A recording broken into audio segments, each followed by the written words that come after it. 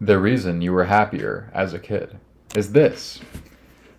The reason you were happier as a kid is because when you were a kid, you didn't filter out certain emotions. You didn't decide that you were going to feel certain emotions and other emotions you weren't going to feel. You didn't decide that some emotions were good and some emotions were bad.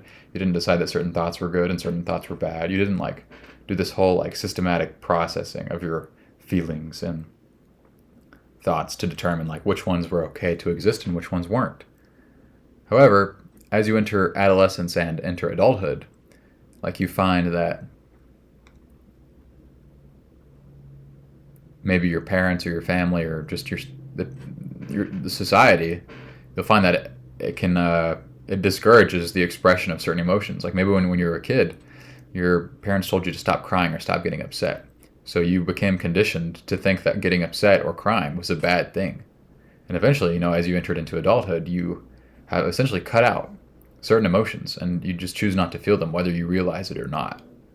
And this is a big reason why you are less happy, less at peace as an adult as compared to when you were a kid. It's that simple. Like, because when we get into adulthood, we start like picking and choosing the parts of ourselves that we're gonna accept. Like it's okay to dislike certain parts of yourself, but you should still accept it. Like what sense does it make to make an enemy of yourself, to make an enemy of your own body, your own thoughts and your own emotions, your own feelings, your own bodily sensations? It doesn't make a sense. It doesn't make sense, dude. Like it's just you and your body. It's just you. You don't have to fight it. It's just you. And the reason that certain emotions and thoughts and sensations feel uncomfortable is because you've been repressing them. They're uncomfortable because they're unfamiliar. They're new.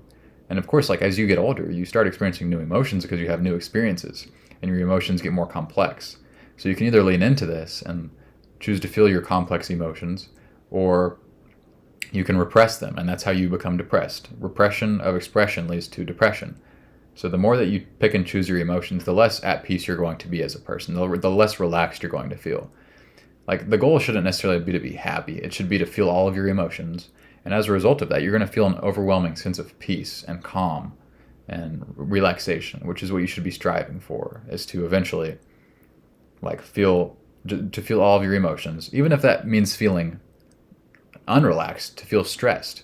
Like if you give all of these emotions and feelings 100% of your attention, then eventually you're going to end up feeling super relaxed because the emotions will just naturally flow through you. Or if you try to restrict them and repress certain emotions, then it's going to be like you're building tension in your body. You're literally building tension in your body. So why would you expect to feel good? Of course you're going to feel worse. And like when we're kids, we don't say like, oh, like this isn't a big deal. I shouldn't get upset about this. Even if you stub your toe or you drop your toy or you drop your ice cream, like you get upset about it. You cry about it because it hurt your feelings. Like you don't think about it. You don't like logic your way through it. You just, all you know is that it hurt your feelings. And so you're expressing that. And I don't think it should be that much different when you're an adult. Like I'm not saying you have to have temper tantrums, but even if it's something small, like maybe you ran into a red light on your way to work and it made you a couple minutes late. It's okay to be upset. It's okay to get upset about the small things. If you never get upset about the small things, how do you expect to get excited about the small things? Like the small things are the big things, and it's okay to be upset and sensitive to the small things. Like if you don't get sad at the sight of roadkill on the side of the road, if you don't allow yourself to feel that sadness, then you might not feel happiness when you see the sun peeking through the trees, because if you want small things to affect you in a positive way, you also have to allow them to affect you in a negative way, even if it's just small things. Like you can't just choose to have one side of your emotions. You can't just choose to only have positive emotions and not negative emotions. But yet that's what we do as adults. That's like that's what we're trained to do. Like it's unhealthy and it needs to stop. So yes, I think you should feel things just as deeply as you felt them as a kid. You should allow yourself to get just as emotional. And just because you're getting emotional and feeling these feelings and emotions, it doesn't mean you necessarily have to act out. It just means letting yourself feel it, letting yourself really sink into your emotions. Maybe let yourself cry. It's okay to cry, even if it's over a small thing. Like the other day, I went into the supermarket and I just started, I allowed myself to cry when I walked into the supermarket because I was overwhelmed with gratitude to live in a place where I have easy access to produce. Like I have so many options for produce. But the reason that I was able to like feel that overwhelming sense of gratitude was because like a couple days prior I had seen a homeless man on the side of the road, and it made me really sad. And I didn't like try to ignore that feeling of sadness. I allowed myself to feel the sadness. I allowed myself to feel the sadness. I allowed myself to cry about that. So when I allowed myself to be sensitive to the negative things in life, the negative things in life, like sadness and all that, then I also became more sensitive and receptive to the positive things in life. Like you can't have one without the other. All right. Like your positive emotions and your negative emotions, they all share the same pathways. So like if you try to cut out the sadness pathway in your body, you're going to end up cutting out the happiness pathway too, because they share the same pathway. It's like yeah, you can't just cut out sadness and choose happiness. It doesn't work like that. And no, I'm not like I didn't go to school for this or anything, but I've been through an immense amount of emotional suffering and pain. So I would say that I'm an expert when it comes to emotional pain because of the horrible things I have been through. I have been through a horrendous amount of emotional pain. I've been through the most amount of emotional pain you can go through without killing yourself. So I would say that I'm an expert in the topic because I have experienced the emotional pain and suffering, and I have brought myself out of it. And I did it by becoming more sensitive to stop repressing and numbing myself. And I have started to enter back into that childlike state of mind. You know, like I've stopped like trying to force myself to be someone that I am not actually that I'm not, you know. But we do that a lot when we're adults. Like we try to force ourselves to do things that we don't want to do to try to maintain some sort of like image, you know, to please our family, please our friends, to fit in, you know. But like as a kid, you never did that. You were just being yourself. So you need to try to get back to that. Like one thing I realized that I've done a lot as I've become an adult is I've forced myself to be social because it's like supposedly good for you. But what's good and enjoyable for someone isn't necessarily going to be the same thing for someone else. Like everyone has different preferences. So I would kind of like force myself to be an extrovert. Not even that, but to just be social. And I didn't enjoy it. Like I didn't like going bar hopping and stuff, but I wanted to I felt like I was supposed to be a part of that crowd. And I was good at it, you know, like I enjoyed being around people and stuff. Like I don't have a problem like being around people, but it just wasn't like, it wasn't me, you know? And so like getting back in touch with myself has meant accepting that I don't really enjoy that. Like I actually do really enjoy being alone, and there's nothing wrong with me. Like I just appreciate being alone, and I like reading books. I like playing with Legos. So, you know, like I'm in the process of buying myself a bunch of Legos so I can just play with them. Like why am I not allowed to play with toys as an adult? I'm going to do that.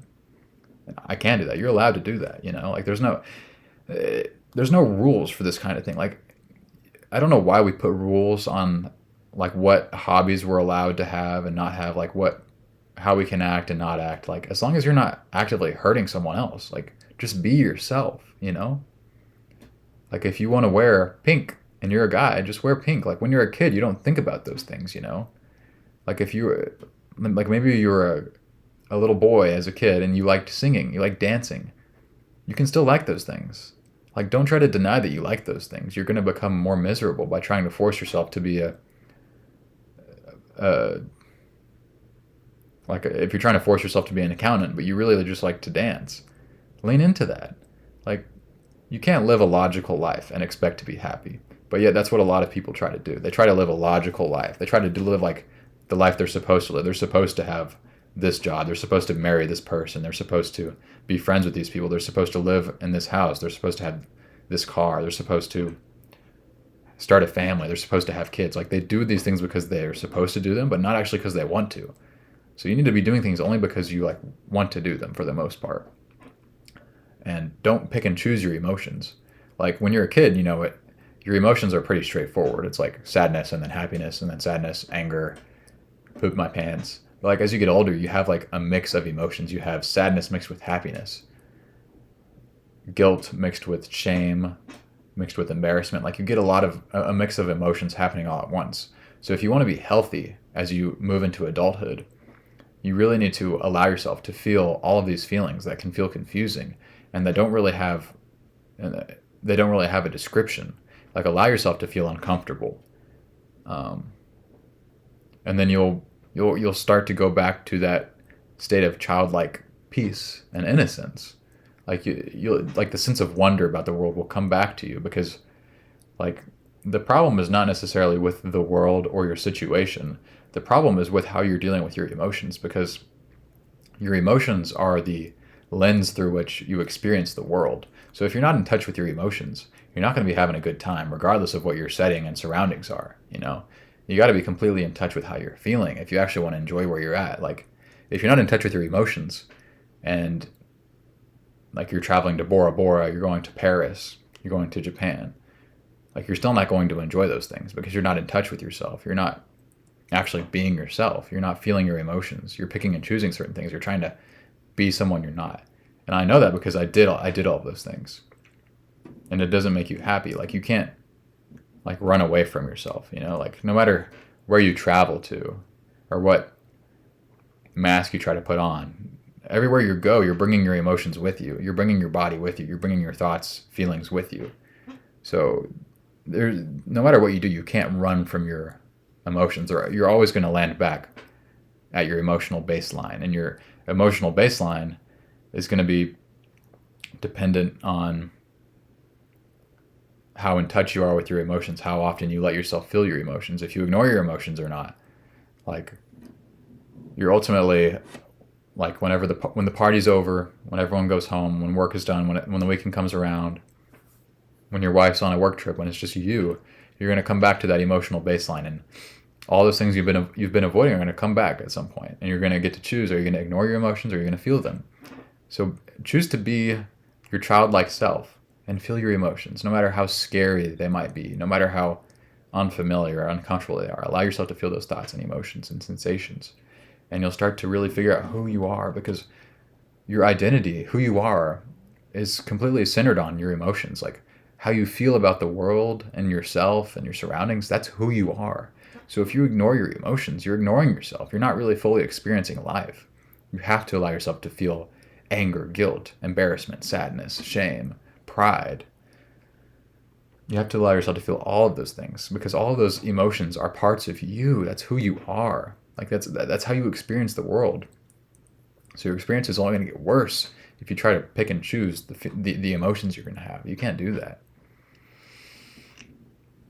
But yeah, it's really that simple. Just stop filtering out your emotions and thoughts, and you're going to end up feeling better, because you're going to stop creating this unnecessary tension inside of yourself.